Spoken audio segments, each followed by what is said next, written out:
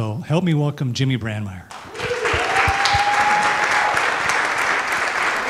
Thank you. Just a quick test here. Oh, yeah, this works. Uh-oh, just gave it away. Like I said, my name is Jimmy Brandmeier. I am a musician, a music business person, and recently an unexpected, and that's, I think the key word is unexpected, author. So in my music business world, I've been a director of A&R, which stands for Artist and Repertoire at a record label, president of a record label. I formed my own company, which crashed and burned in a very painful way. I'll have to get into that a little bit later. And, but most recently, I'm an unexpected author. And I wrote a book for my 3 children called, but before I get into this image up here, it's not the cover of the book, it's an image from the cover of the book. 2 separate puzzle pieces. They're separate, but when they come together, they join wings and they soar. Anybody have an idea what that might is? Any message, any blink? What's your blink reaction to that? What is it? It's a yin and yang. It's good. I'm not going to tell you, but hopefully by the end of the talk, you'll know. Anybody else? What do you think that means? We are one. That's good. What's that? Community? Unity, yes. Inner unity is what we're going to get at, though. So I'm just kind of curious, so hopefully by the end of the talk you'll know what it is. So I wrote this book for my 3 girls, Jamie, Jessie, and Josie. My 3 girls are literally, they're filled with life, they're filled with enthusiasm, they're creative, they've got this sparkle in their eye, and I didn't want them to lose it. Joan Stefan, my sister-in-law, wrote a book about this very thing. And it's like somehow the challenges of growing up tend to suck the sparkle out of your eye. You start to fall in line, fold your hands, as Joan's book says. I didn't want them to lose that joie de vivre, that joy of life. So when my oldest daughter, Jamie, was getting ready to go into college, I was grabbed by the gut to make sure she held on to her authenticity. So I did what I did. I started writing a song. And again, I didn't realize the song was going to turn into a book. It's a 5-verse song. The structure of the book is based on the song. There's 5 verses in the song, 5 verses in the book. So in the book, it's about being who you are. I guess it started out that way, doing what you love, trying to get my daughters, as the challenges of life hit them, to hold on to who they are no matter what.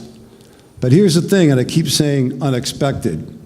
As I'm writing this song that turned into a book for them, and I'm not talking about the book to market the book, I'm talking about the book because the process of writing it for me was a spiritual journey. I had no idea what was happening, and I think that's the way God works. So I started writing from them. Company just crashed, and simultaneously while I was writing, I'm going through this pain of losing a company, losing lots of money, going through what the heck am I doing? We moved our family from LA to some prairie area, so I felt stranded a little bit away from the music industry. I didn't know what to do, so every morning I got up and I'd pray for clarity. What do I do? What do I say? What next? The economy was bad. CDs or something you just put your beer on or something, because they weren't buying those anymore. So I didn't know what to do. So I get up in the morning, usually like 3 a.m. in the morning, and I'd do my meditation, pray for clarity, put my intentions out there, and I would start writing the book for Jamie, Jessie, and Josie. Before going to work, I was teaching music business at the time. And somewhere, I don't know, maybe halfway, a quarter way through the book, I promise you this is true, a lightning bolt hit me and said, this book is the answer for the clarity I've been praying for. I go, oh, I get it. What I was trying to tell my kids is what I most needed to hear. And there were even times while I was writing the book, I go, God, enough clarity already. I don't need any more clarity. Because it was incoming. It was fantastic. But literally, God works in mysterious ways. And I think I'm telling my kids, be who you are, do what you love. And God is telling me, be who you are, do what you love. Really not that. But here's the thing about the spiritual journey. I thought that's all there was to the message. Be who you are, do what you love, follow your passion. But it was a lot more than that. There was a lot more than that. So as I'm writing the book, I'm hearing be who you are, do what you love. I'm realizing that being who you are and doing what you love It's beautiful. It's wonderful. You've got to bloom. This microphone keeps falling off. So you've got to bloom, but it wasn't the whole message. It was only part of the message. Being who you are. Hi, Ruby. Ruby's good. Hi, Ruby. Being who you are and doing love is a beautiful thing, but it's not the point. It's a portal to the point. It's part of the curriculum in the course of authenticity. It's part of the curriculum in the course of raising your consciousness level. It's a means to an end. It's a gift. It's grace, but it's not the end. So what I've come to realize is that to be who you are is doing what you love. That's part of it, yes. But in the end, what I really realized that being who you are, to be who you are, really means to free who you are. And I'm going to get into that. So it wasn't till I got to the end of the book, literally, I'm telling you about the journey, talking about my children, praying for clarity. God says, what the heck? Read the book you're writing. I get to the end of the book, and it wasn't until I got to the end of the book until I realized what the book was about. And I didn't really even talk about this with my family or really anybody. That message, just like the book did in the beginning, just grabbed me by the gut. And I feel all my hard-fought failures and all my hard-won disappointments and all my experience in the music world and the music business and all my successes, I wanted to add up and mean something, and I feel for the rest of my life this is kind of my mission. And I'm going to, what does that mission look like? Well, I'm writing a musical called Rise. It's about that very subject. I'm standing here talking to you about it. It's part of that, part of the mission. I've just been grabbed. I want to take all my musical ability and all my what other ability I have and put it into this message. I love it. So I didn't know that till the end of the book, though. So before I go further, I'll just play the first verse of the song. It started out as a song. And by the way, one more other thing. I told you I wrote this musical, Rise. Literally just started writing it. I don't even know the words yet. And I'm going to go out on a limb. I'm going to sing snippets of it throughout this talk. So be kind. And I thought, in the spirit of just having fun, let's just have some fun. But anyway, here's the first verse. Like a rose reaching through winter, blazing into spring, she burst into a beauty, grew up suddenly. Time will not reason, the seasons must change. Goodbye, apron string. I'll hold your hand as you spread your wings. So I'll hold their hands as they spread their wings, and I'm going to walk them down what I hope you'll understand by the inner and outer roads of life. So let's get started here. Here's what we're going to talk about today. Here's how this 368-page journey, I tried to sum it up for this talk today. I'm really excited that I can talk about spiritual things here, where usually a lot of places you can't. So I'm very excited about that. But basically, we're going to try to sum up the book. It can be summed up in three things: the framework of life, what I call the framework of life, the big mistake, and the point of life. So let's jump right into it and get into the framework of life. I think the framework of life is really, really very simple. And you already know this stuff, and I actually already knew this stuff before I started writing, but there's a difference between knowing about and knowing. So if you think about it and you start to live it, you go from knowing about to knowing. In between stands faith. Faith that this stuff is real, and suddenly, boom, you're farther than faith you know. So the framework of life is simple. There's the inner road and there's outer road. The inner road is the primary purpose of life. It's transcending the ego. We've heard this before. It's spiritual growth. It's the journey from fear to love. There's nothing more important, nothing that even matters compared to this. This is the primary purpose of life. Now, the outer road is everything else. It's your job, it's your money, it's your dreams, it's being who you are and doing what you love, following your passions, all good things. The outer road is not evil, folks. It's your vacations, your restaurants, your resorts, everything you can think of, your family, everything you can think of on the outer road of life. Everything you can think of, your quality of in this world, in this lifetime, is experienced on these two roads. There's nothing else. And thanks to the work of Dr. David R. Hawkins, is anybody familiar with him? Thank you. I'm a student of Dr. David R. Hawkins. God bless his soul. Joan and I had the pleasure of meeting him in Sedona a few years ago. That was a really great pleasure. But he makes it easier for us to understand the inner road. And I really recommend that you start with Power versus Force's book and all the books that follow. But he spells out distinctly, laser beam clarity, what that inner road is. So like the second verse of the song, I'm saying to the kids, the real journey leads inside.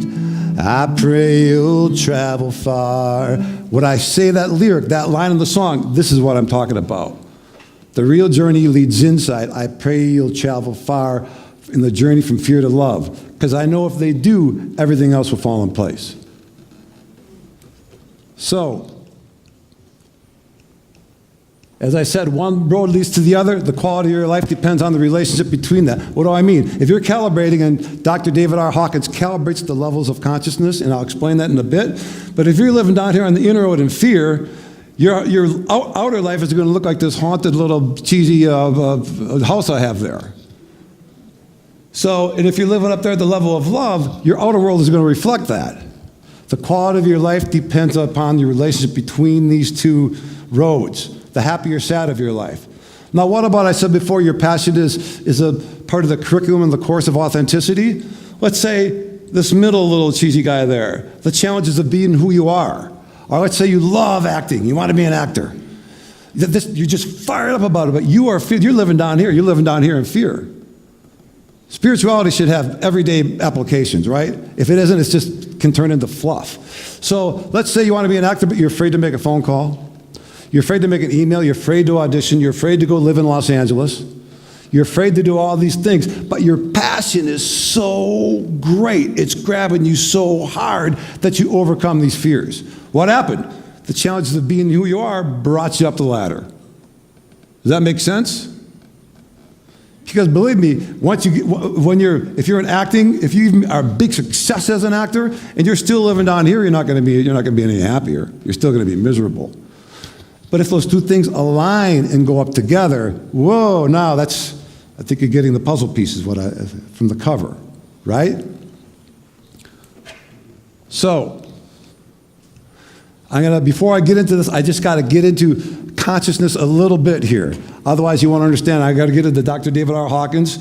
So, I'm going to digress a second and explain this.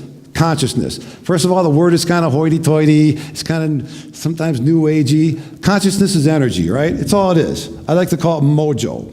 And when you're talking about consciousness, there's two things you have to think of: consciousness and consciousness levels. Now, in the handout I gave you with the wings on it, Dr. Hawkins' scale of consciousness is there for you to look at. But the bottom line is, I'll explain the whole universe really simply. Consciousness is all is consciousness. This stand, this mic, this clicker, this guitar, everything is energy. Einstein said everything is energy. Match the energy with the energy of what you want, you can't help but get it. And I'll tell you, this thing I had this morning, oh my God, it was one of the greatest experiences ever.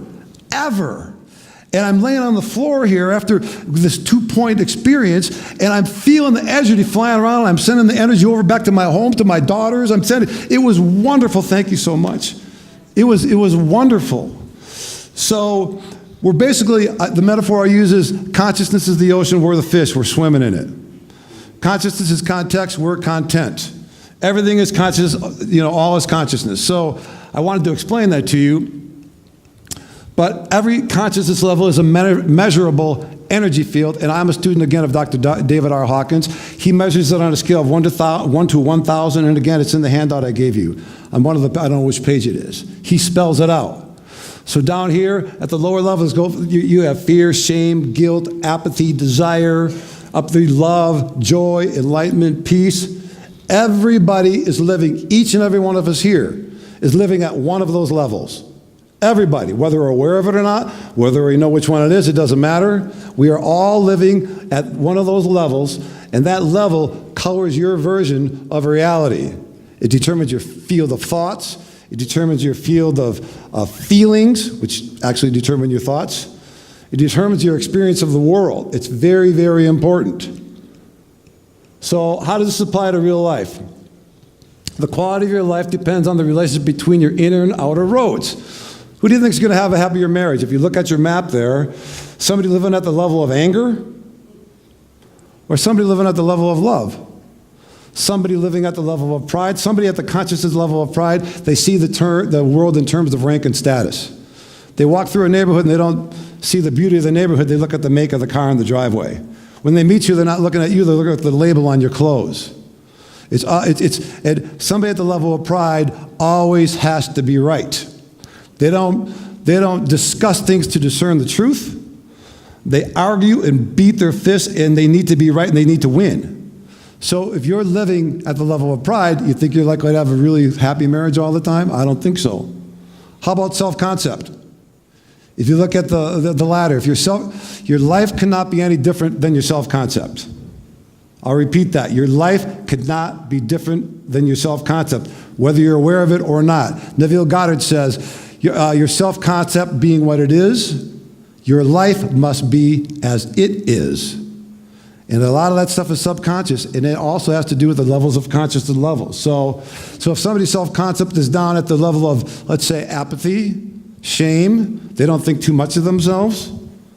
Who here believes if you can imagine it, you can do it? If you could see it, you could achieve it. If you believe it, you could achieve it. But here's the thing. If your conscious level is down, imagination is a powerful tool. It's not a fluffy word. It takes things in the enfolded universe, the unmanifest universe, brings it down into the unfolded universe. But if your conscious level is low, bam, the ceiling is your self-concept. Your imagination can't stretch any further than your self-concept. It flows into the grooves of your inner speech, your inner thoughts, and your self-concept, and that's all determined by the consciousness level you're living at. Who's going to have more fun? Who's going to have more friends? Who's going to be happier? I think I spent a lot of my life, and maybe I'm still working on it, at the level of desire. And the level of desire says, I'm incomplete. When I get this, I'll be happy. When I write this book, then I'll be happy. I didn't think that because I got all that clarity. When I get this job, when I get this money, I'll be happy. Desire is a really negative fear energy, always living in the future, never now, never present. So who do you think is going to be happy? Somebody at the level of desire, or one of the levels is neutrality. What is neutrality? Hawkins calls it neutrality. That's the level, how can I sum that up? Do your best, forget the rest. If I get that job, great. If I don't, wasn't meant to be. That's the level of neutrality. And all that energy, all that life-sucking energy of fear is gone, so you just move more. Neutrality is really the level of surrender. Gandhi said, full effort is full victory. You are responsible for effort, not outcome. So if you could do your best, forget the rest. I think Kipling said, if you can dream and not make dreams your master, which is the level of desire, boom, you're freeing your soul. Do you see what I'm saying? So how do you stay happy no matter what happens? There's only one way. Your happiness level is in direct proportion to your consciousness level. And again, I urge you to look at Hawkins' map. And it's also in the handout I gave you. He even rates the happiness level. I don't know which page it's on. You can see what page is that on? So, but let me give you a real life example of that. My mother, Grandma Hanky, Joey's mother, Joan's sister-in-law, my brother Joey's back there, and my dear niece and her, Isla. She was probably, and I'm not just saying it because she was my mother, the happiest person I think I've ever met. I honestly believe she was a very rare soul. She had hardships. She went through a divorce. She had the challenges of raising 6 wacky kids. I mean, she had financial troubles. She had financial troubles, all the troubles and all the problems we all have in life. But she always stayed happy. And there's only one reason she stayed happy. Look at the map of consciousness, folks. She was living up here at level 500, at the level of love. So even though there were storms on the outside that weren't any fun, don't get me wrong, they weren't any fun, she stayed happy no matter what happens because your level of consciousness is an anchor. I mean, before she died of Alzheimer's. And before she died, my brother Joey over there, who is a really great director, producer, he went to film her and asked her a bunch of questions for posterity about her life. And one of the questions that he asked was, how do you stay so happy? And she just goes like this. Snaps her finger and goes, just like that. She didn't think about it. She didn't have to even read a book about it. I know it was her faith. She loved Jesus, but she never talked about it. Her life was her sermon. She thought, well, let him be. Even my father, who did some not really great things, oh, he was just unhappy. Let him be. She never said a bad word about him. And by the way, this band I have on right here, it says, the saying is just like that. That's because what Joey asked, Joey's got his band on too. How do you stay so happy? Just like that. So I wear this band to remind me that if your consciousness level is high, you don't really have to, there's going to be problems, there's going to be storms, but you're, like I say in the musical, your problems aren't a problem. Your problems won't be a problem. So I think I might be going late already. I'm going to... Another reason that your conscious level is important. I struggled with this one actually, so stick with me for a minute here. I always thought change your thoughts, change your life. We've heard this. If you can think positive thoughts, then you'll have a positive life. I've always thought that, and the more I researched it, the more I think it's not exactly accurate. Every level of conscious comes with part and parcel with a matching set attractor field of feelings. And those feelings are energy, the same thing I experienced today. So, and every feeling comes with part and parcel with thousands, even millions of involuntary thoughts that you can't control. I really struggle with this one, folks. It's in our view of the world, we don't see the world as it is, we see the world as we are. All right, I forgot who said that. I didn't say that. But that's determined by your feelings and determined by your thoughts, right? And they say change your thoughts and you'll change that. But I think it's not correct. Proverbs says, for as a man thinks in his heart, so is he. The world we have created is a product of our thinking, Einstein. We are formed by our thoughts, Buddha. A man is but a product of what he Gandhi. Look at all these great minds. And my favorite one, the man can alter his life by altering his thinking. I get what I think about, Dr. Wayne Dyer. And my favorite, did you ever stop to think and never forget to start again?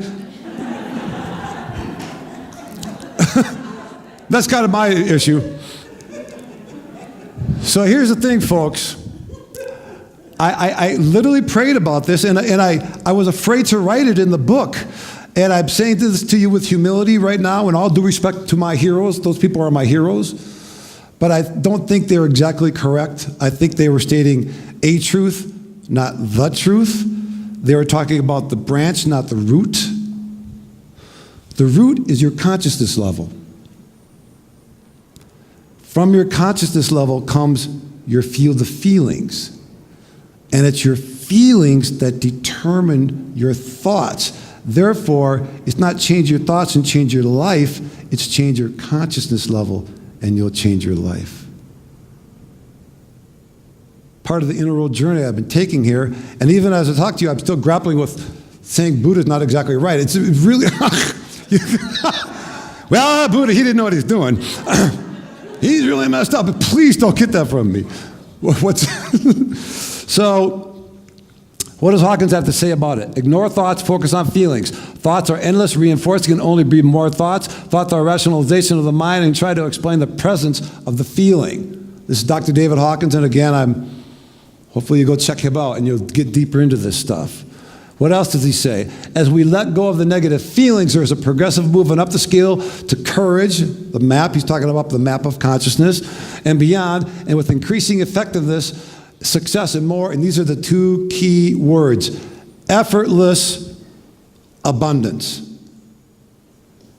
When you're sitting there meditating and trying to control your thoughts and you can't, then you're beating yourself, oh, I can't control my thoughts. And you're thinking about the moldy bread in the refrigerator, or I got to do this later on, or whatever's going on. So it's kind of hard to control your thoughts. But as you get up the scale, like I believe our mother was, it becomes effortless. There's perfection in the universe, folks. The universe, the air of an essence of which is unconditional love. It's not going to make it so hard it's not going to make it so hard. Once you start freeing who you are, it's going to be effortless. It's just the way, it's like a law of gravity. And what do I mean by effortless abundance? Well, we all know we're all mandics, right? We repel or attract what we are, not what we want. I've been saying nothing else. So when people say, I got to find my passion, how do I find my passion? I don't know what my passion is. I go, first of all, who says you have one passion that's playing hide and seek someplace that I have to go out and find? I think that's another one of those memes we have to get rid of. More often than not, who you are on the outer world, what you love, unfolds. It's a series of interests and curiosities and just kind of, I think I'll look at that for a while, that over time unfolds into who you are. Like Steve Jobs, he just loved calligraphy. He was passionate about it. But he didn't say, I'm a calligrapher, that's what I'm going to do. He just loved it. He took classes for free, audited classes. He had no idea that his overall picture would unfold into using his love for calligraphy, to kind of reinvent the computer. Do you see what I mean? Who you are unfolds. So I digress there, but I just say, if you want to find your passion, bring passion to everything you do. Everything. Saying hello, greeting people at the grocery store, waking up in the morning, and your passion will find you because you're going to change your charge. And that's really what I'm talking about here. Same thing with love. You want love in your life? Live with love. And love will find you. You want gratitude and you want things to be grateful for in your life? Gratitude is an aspect of love. Be grateful. Bring gratitude to everything, even the so-called bad things, and things to be grateful will find you. They asked Quincy Jones, who was a super producer, you know Quincy Jones? Super producer, business guy. What was his secret to his financial and musical success? He gave a one-word answer: love. Oh, it sounds so fluffy, but no. He brought love to everything he does. I believe in using your talent to serve. So I don't know exactly how it's going to turn out, but I know the universe will serve me if I'm trying to serve the universe. So, finally, each person's life touches every life. We were talking about this. Each life touches every life because we are all energy. And again, I got to move quick because I'm already going along here. What does that mean according to Dr. Hawkins? If you're calibrating at 700, let's say you're up there at 700, joy and peace, one person at 700 counterbalances the negativity of 70 million people. Skip the protest, stay home, raise your level of consciousness, and that's what you can do. One individual at 300, which is a lot. That's a lot of people in this world. Counterbalances the negativity of 90,000 people. So I'm going over this one really quick because I think I'm already getting long. But so think about that. I'm going to just sum up the second verse of the song. I'll play the second verse of the song, and then we'll move on to the next subject, which is the big mistake. So here it is. The real journey, I don't like that pick. The real journey leads inside.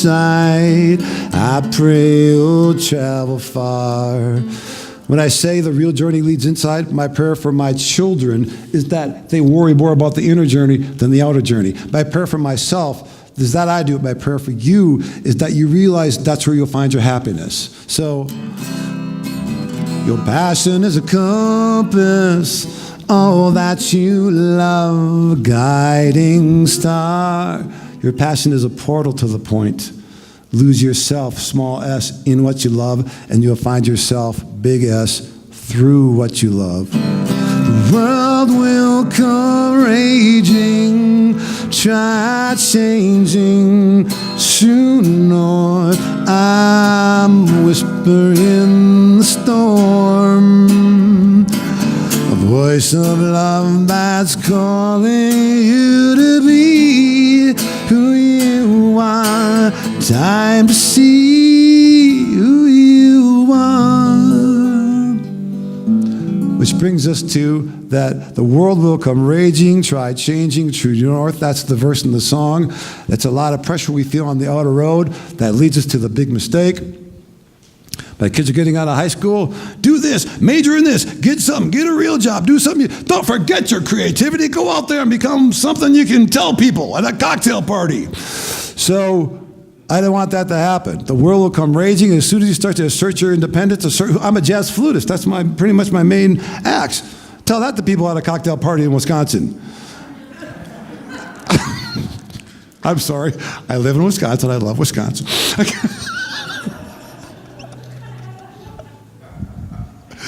So the big mistake is, you've probably figured it out by now, thinking the outer road is the only road that matters.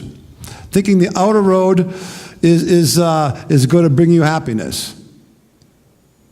And we've been trained that way. You know, nobody even thinks about the spiritual stuff. They don't think about it. They don't care about it. More and more people are now. I think it's just starting to bloom. But that's a mistake that we get programmed with. And I think the biggest mistake is believing the outer road is going to bring you happiness.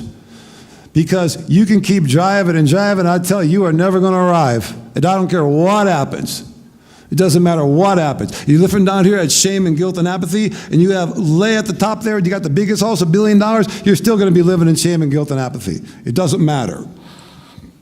So, and the thing about the ego, but here's a spiritual mistake, because I don't want to sound like I'm vilifying the outer road. Here's a big, big spiritual mistake. Thinking the outer road is evil. It isn't. The outer road is beautiful. Pursuing your dreams, getting that house you want, fantastic. Getting all the money you want in the world. Wealth means well-being. There's a big difference between wealth and greed, folks. So to spiritualize yourself, all you have to do is change your motives. Blessing or curse is a matter of motivation. Does that make sense?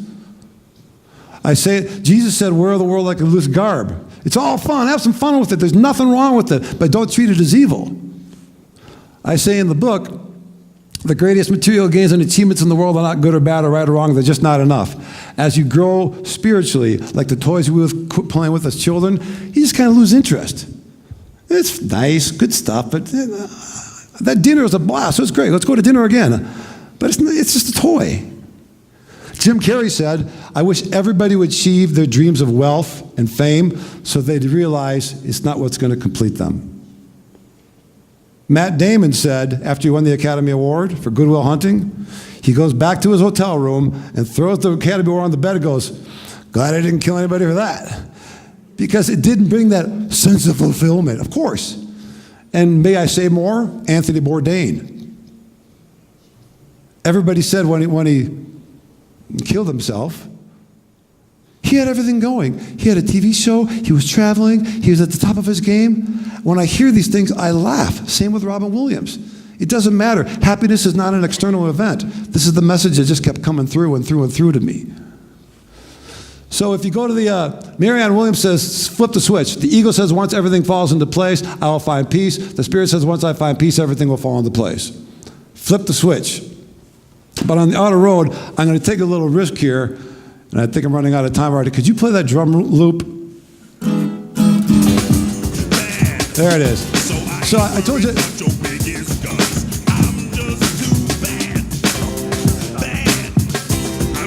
I don't think that was a loop.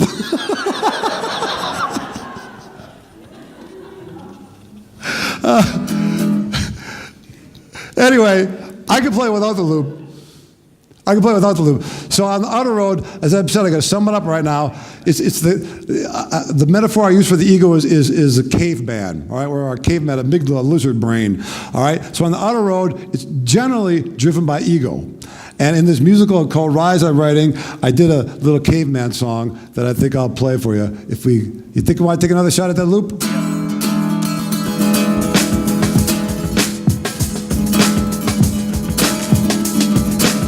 Turn it up a little.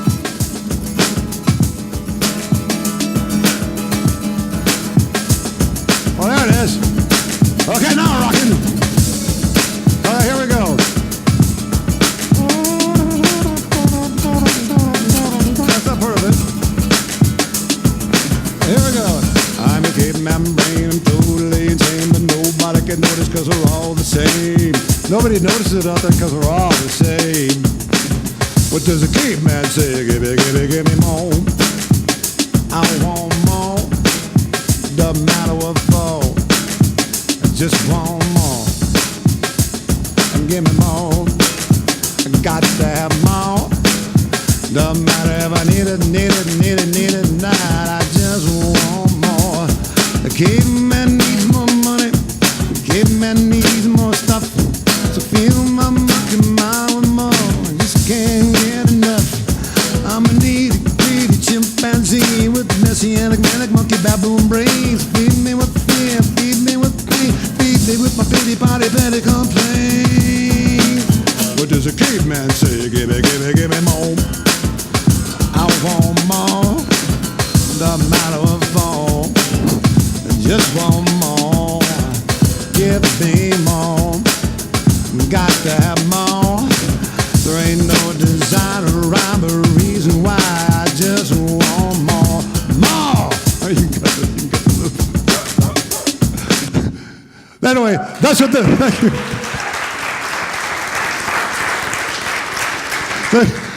I'm really going on a limb here with this song I don't even know yet. So, but the caveman always wants more. If you're on the inner road, you're not going to want more. So flip the switch.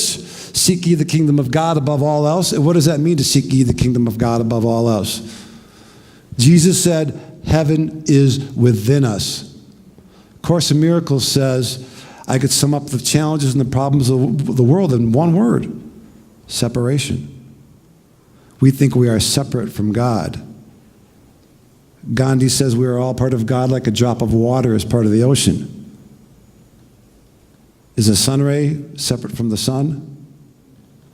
So when you're saying seek the kingdom of God above all else, this isn't narcissism, this is divinity. It's seeking who you are. Seek yourself, seek your spirit. This could get you a lot more happiness than a flat screen TV. And he will give everything else you need. So I'm going to skip the loop on this one, but I'm going to take another chance here. In this musical I'm writing, I don't even have names for these characters yet. Literally, it's 2 months old that I've been writing it, so everything's new. But there's a scene where there's a cynic with no name yet because they don't have a name. I'm telling you, the avatar, I'm just calling it avatar, but in the place of the avatar, you could say Jesus, Buddha, enlightened being, master, enlightened person. And there's a cynic, and avatar is telling all the things that I'm telling you, and the cynic's not believing it. I need the words, maybe I can remember the words. So the cynic's not believing it. So here's the cynic talking to the avatar after he's given this speech.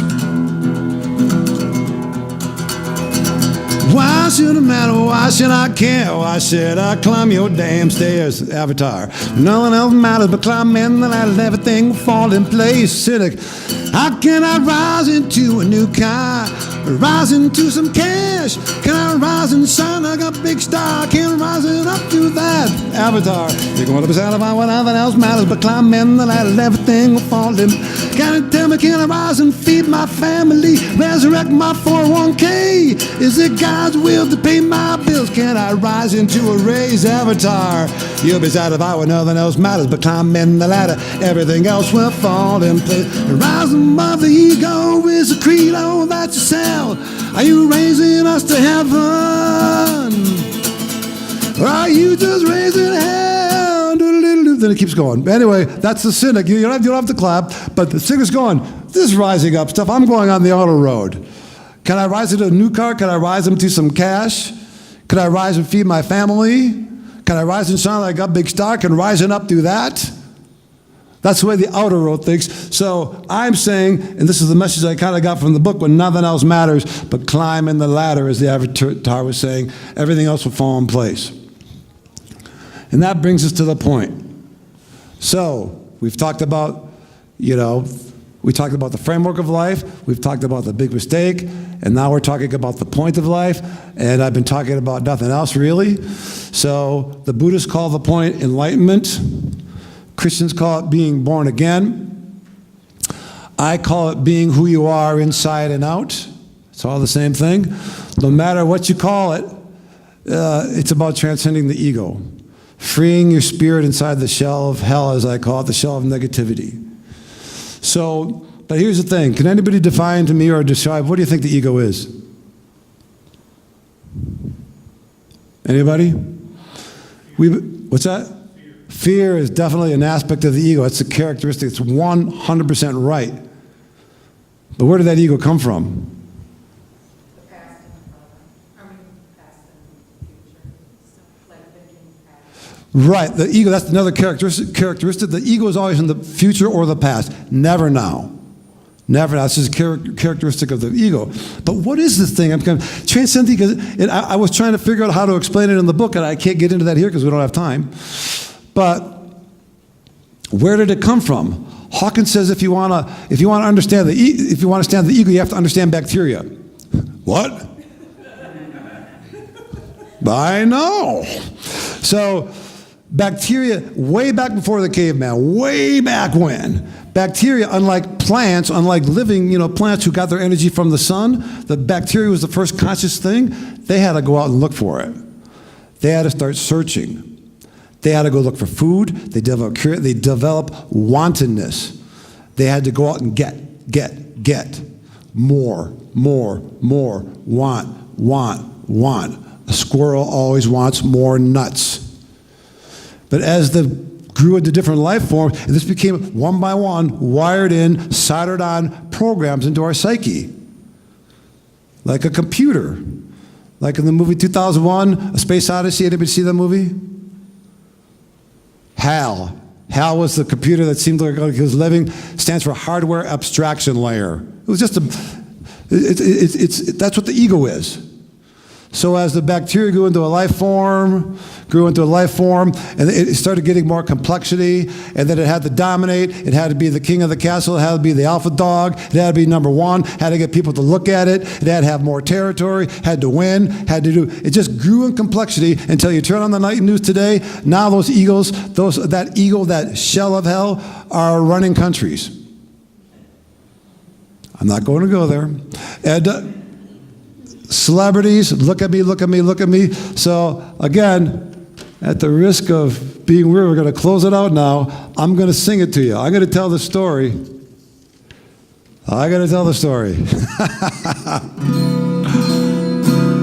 Let me sing it to you here. Maybe we should use the loop. When man began to like... Okay, can you hear this? A little louder. Chuck it 1, 2. Here we go. When man began to unlock the plant, sucking energy from the sun. I don't even know my song, folks. And to stay alive, survive, and thrive, mankind had to go on the hunt. And so the ego, we know as a way of life, was born. It's self-sent to search for more. Sowing the ego's core, all self-absorbed. Finding the root of all evil, the cause of all wars. The reason people get divorced. I call it genesis of selfishness. That's the genesis of selfishness. But it continued to grow. Strand by strand, one layer at a time, we wired our brains and programmed our mind. The need to control, the need to be right, the need to be right, the need to look great. I need to get even, I need to complain, I need to play the victim and place the blame on anybody but me. The words are in the book if you want to look along. Then we're gonna need by need, weed by weed, wanting and whining, wired and sheen into a shed of hell over the light of our... I can't see, I think the ego's me. I can't see, there's a shell of hell over the light of my being. I can't see, you can't see because the shell of hell is over the light of your being. So what happens?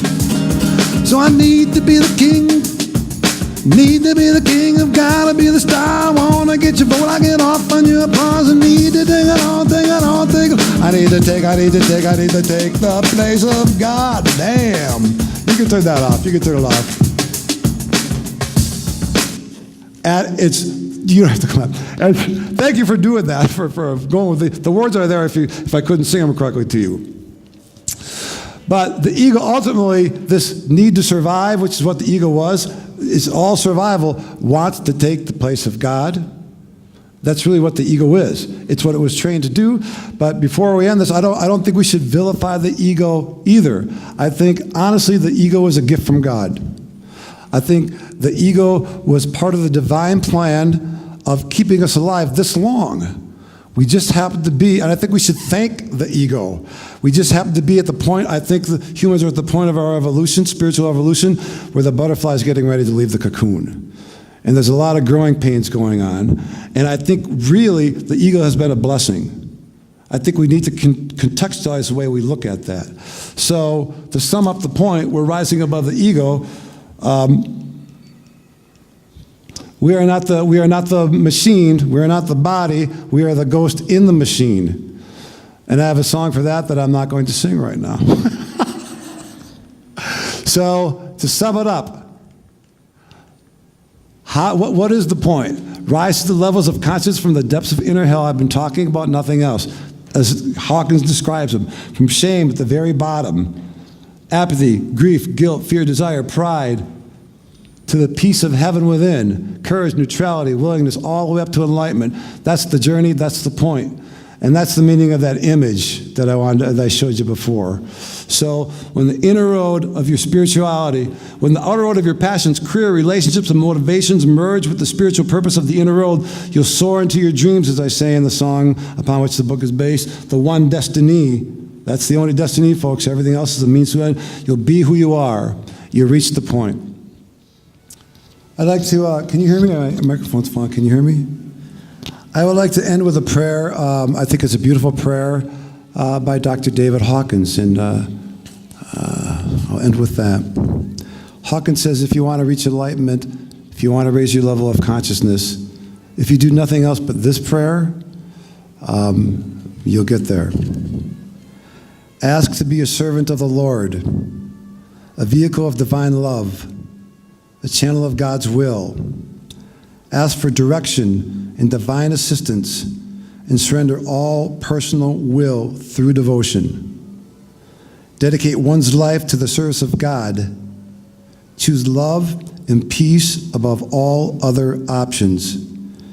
Commit to the goal of unconditional love and compassion for all of life in all its expressions, and surrender all judgment to God. Amen.